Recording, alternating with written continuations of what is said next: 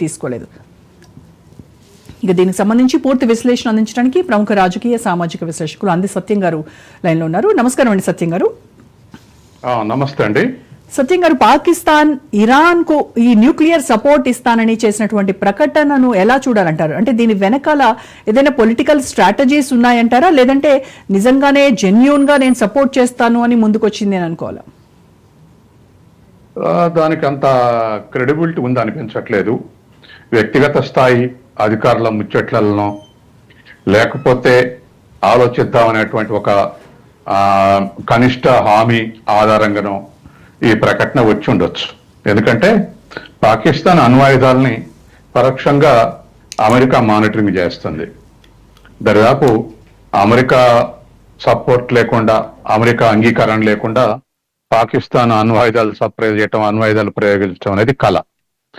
ఇప్పటి వరకు గత 50 ఏళ్లుగా పాకిస్తాన్ని ప్రోత్సహించింది, పాకిస్తాన్ను వాడుకుంది, పాకిస్తాన్ తయారు చేసింది. ఇవన్నీ కూడా అమెరికానే. అమెరికా లేకుండా పాకిస్తాన్ లేదు. కాబట్టి ఇప్పుడు అణ్వాయుధాలను కూడా ఇండిపెండెంట్ గా నేను ఇరాన్కి సప్లై చేస్తా, ఇజ్రాయెల్ మీద ప్రయోగిస్తా అనేటువంటిది అంత నమ్మదగిందిగా లేదు. ఎందుకు తర్వాత రెండో అంశం ఏంటంటే ఇజ్రాయెల్ ని సృష్టించింది. ఈ ఇజ్రాయెల్ ని పశ్చిమాసియాలో ఎవరికి శాంతి లేకుండా చేయడానికి, పూర్తిగా అరబ్ దేశాలను కంట్రోల్ చేయడానికి ఇజ్రాయెల్ ని వాడుకుంటుంది కూడా అమెరికానే.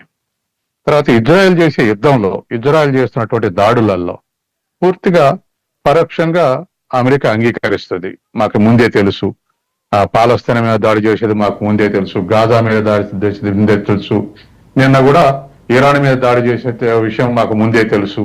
ఈ విషయాలన్నీ మనకు స్పష్టం చేసేది ఏంటంటే అమెరికా పెద్దన్న పాత్ర ప్రోత్సహిస్తూనే పక్కన ఒక శిష్యుతోటి ఈ దాడులు చేస్తుంది. ఆ శిష్యుడే ఇజ్రాయెల్. కాబట్టి ఇజ్రాయెల్ తోటి ఎక్కడ అరబ్ దేశాల్లో శాంతి లేకుండా చేసేటువంటి లక్ష్యం అమెరికాకు ఉంది. తర్వాత రెండోది, రిచ్ నేషన్స్, అరబ్ దేశాలని లేదా ఓపెక్ కంట్రీస్ అనే రిచ్ నేషన్స్ ఎందుకైనాయి అంటే ఆయిల్ ప్రొడక్షన్, ఆయిల్ నిల్వలు మొత్తం కాన్సన్ట్రేట్ చేసి ఉన్నాయి. దాదాపు వరల్డ్ ప్రొడక్షన్స్ లో దాదాపు 60% వరకు ఓపెక్ కంట్రీసే ప్రొడ్యూస్ చేస్తాయి. అందుకని ఇవాళ ఉన్నట్టు పరిస్థితిలో ఆ మొత్తం ఓపెక్ దేశాలను చేతులు ఉంచుకోవాలనేది అమెరికా కోరిక మొదటి నుంచి. దాంట్లో భాగంగానే ఇరాక్ మీద ధ్వంసం చేసింది, సద్దాం హుసేన్ హత్య చేసింది. ఏమని చెప్పింది?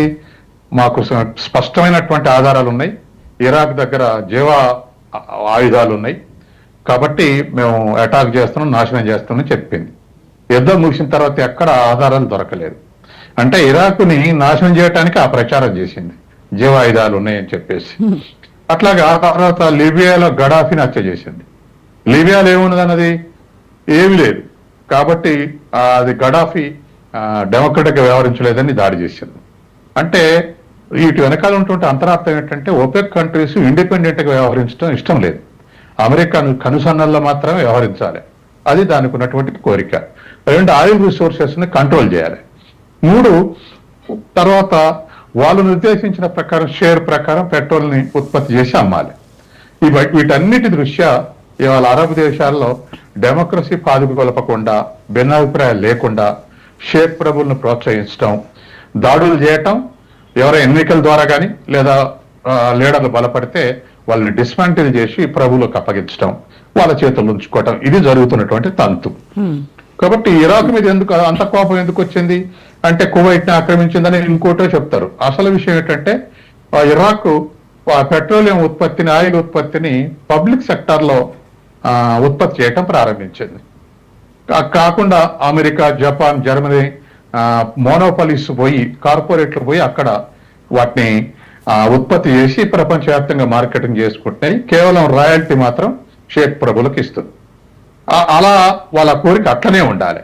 కానీ ఇరాక్ పబ్లిక్ సెక్టర్ లో మొదలు పెట్టడంతో ఇది మిగతా అరబ్ దేశాలకు వాపిద్దని ఇరాక్ ను డిస్మాంటిల్ చేశారు. అట్లాగే వెనుజులాను కూడా అట్లే ఒత్తిడికి గురి చేశారు. అక్కడ స్వతంత్రంగా వ్యవహరించినందుకు చావేజు వెనుజులాను ఒత్తిడికి గురి చేశారు.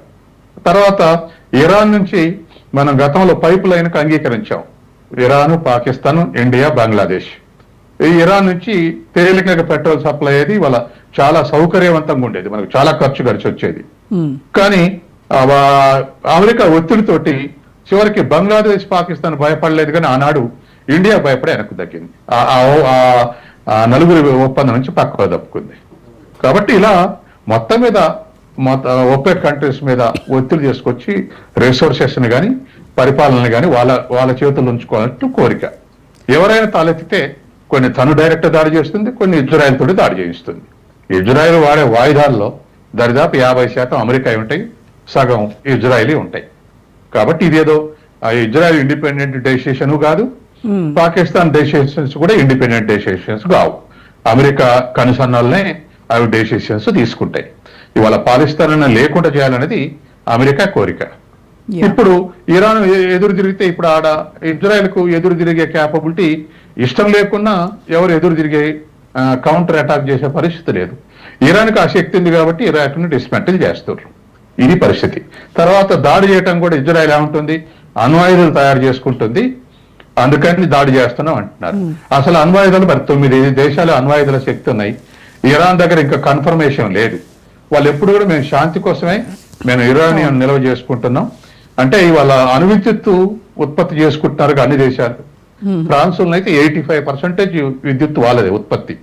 కాబట్టి రానున్న కాలాల్లో ఇవన్నీ అవసరం అని చెప్పేసి ఇరాన్ చెప్తే కాదు దానికి తయారవుతుందని చెప్పేసి ఈ విధంగా ఇరాక్ మీద జీవాయుధాలను దాడి చేసినట్టే ఇరాన్ దగ్గర అణ్వాయుధాలు ఉన్నాయని ఆ పేరు చెప్పి దాడి చేస్తుంది ఇవాళ ఇజ్రాయెల్.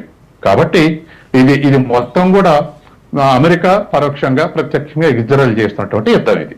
అయితే మనం చూసాం 2024లో పాకిస్తాన్కి ఇరాన్కి మధ్య ఒక ఫ్రెండ్షిప్ చాలా స్ట్రెంగ్తన్ అయింది.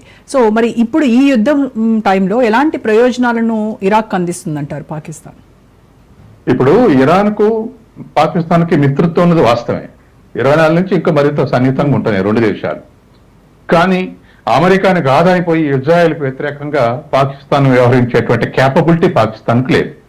ఎందుకంటే పాకిస్తాన్లో ఉన్నది డెమోక్రటిక్ పార్టీ గవర్నమెంట్ కాదు, ఎన్నికైన గవర్నమెంట్ కాదు. ఇమ్రాన్ ఖాన్ని గోలదోసి అమెరికా సపోర్ట్ తోటి 30 మంది ఎంపీలను కొనేసి ఇమ్రాన్ పార్టీని అధికారం తెచ్చినటువంటి కలవర గంప ఇప్పుడున్నటువంటి అధికారంలో ఉన్నటువంటి పార్టీ. వాళ్ళకి జనం మీద కమాండ్ లేదు, పొలిటికల్ సీన్ మీద కూడా కమాండ్ లేదు. కేవలం మిలిటరీ కమాండ్ తోటే పరిపాలిస్తుంది పేరుకు అధ్యక్షుడు ప్రధానమంత్రి ఉన్నప్పటికీ కూడా. కాబట్టి స్వతంత్రంగా నిర్ణయం తీసుకొని ఒక పార్టీ జనాన్ని గూడగట్టి మనం సపోర్ట్ చేద్దాం అనేటువంటి స్థితిలో లేదు. కాకపోతే ఇజ్రాయెల్ని భయపెట్టడానికి ఇరాన్ ఈ స్టేట్మెంట్ ఇచ్చి ఉంటుంది. తర్వాత లోపాయి గారిగా మాట్లాడుకున్నప్పుడు మేము మీకు సపోర్ట్ చేస్తాం అవసరమైనప్పుడు అని పాకిస్తాన్ ఇరాన్ అని ఉంటుంది. దాన్ని కాస్త ఇంకొంచెం ఎక్స్పోర్ట్ చేసి ఇవాళ ఇరాన్ అధికారులు మాకు అణు బాంబులు ఇజ్రాయెల్ మీద వేస్తానన్నది అనేటువంటిది చెప్తుంటాడు. ఇదంతా కూడా ఒక పొలిటికల్ మైండ్ గేమ్ అనుకుంటున్నది తప్ప పాకిస్తాన్కు ఇష్టం ఉన్న ఆ పని చేయలేదు. పాకిస్తాన్కి ఇజ్రాయెల్ మీద ఇప్పుడు చాలా అరబ్ దేశాలకు ఇజ్రాయెల్ మీద దాడి చేయాలని ఉంది, వాళ్ళకి ఆ శక్తి లేక ఊరుకుంటున్నారు. పాకిస్తాన్ కూడా ఆ కోపం ఉండి ఉండొచ్చు, కానీ ఆ శక్తి రాదు. ఎందుకంటే అమెరికా కాదని నిర్ణయం తీసుకుని వ్యవహరించే శక్తి పాకిస్తాన్కు లేదు.